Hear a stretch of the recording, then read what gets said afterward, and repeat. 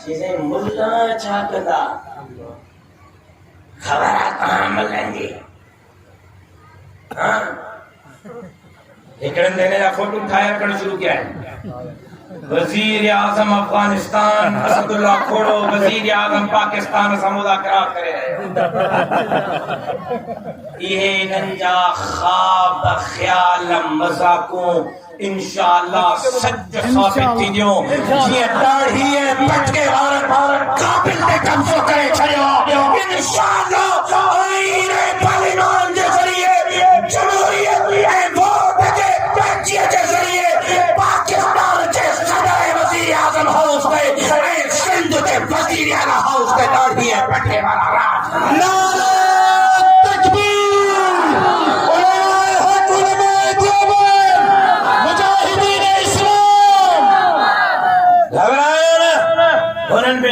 नारे पटके वाला अमेरिका के टोटा चबाए छड़िया इंशाअल्लाह है नहत्ता दाढ़ी है पटके वाला हितों जे यजीदन के टोटा चराईदा इंशाअल्लाह। उते अमेरिका मोहजी खा दिया हिते अमेरिका जा पट मोहजी खाईदा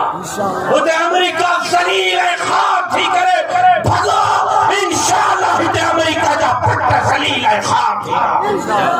उते दाढ़ी है पटके वाला जो राजा हिते भी दाढ़ी है पटके वाला जो राज आए को इंशाअल्लाह जमण वारो मांगरो 3 अगस्त इस्तेहकाम पाकिस्तान ऐं हुकूक सिंध जे लाइ सॼी सिंध खे कराची सॼियो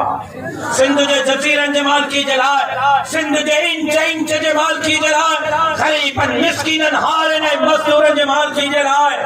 ॾाढी पटके मस्जिद ऐं मदरसे दीन ऐं इस्लाम जे चौकीदारी जे लाइ मां सॼी सिंध खे 29 अगस्त ते कराची सॼियो ऐं बिलावल साहब चयो आहे त मां को सवा जलसो न करे सघंदे मां जनाब न्याणी जहिड़े पुट पंहिंजे भाउ बिलावल भुट्टे ज़रदारी साहब जो चैलेंज क़बूल कयो ऐं चयो त मांस त तूं अहमकनि जे जन्नत में थो रहे सिंध जो राशिद महमूद मां बिलावल जी चैलेंज क़बूल करे सॼे सिंध खे कराची सॼियो ऐं चयो थम त कराचीअ जो जलसो पाकिस्तान जे तारीख़ जो सभ खां वॾो जलसो कदम बढ़ाओ हमारे कायद हम आपके साथ हैं कदम बढ़ाओ हमारे कायद। मूंखे ॿुधायो त कराची 29 अगस्त मां अकेलो हूंदुमि या मेरा परिवार मां सां गॾु बीहंदा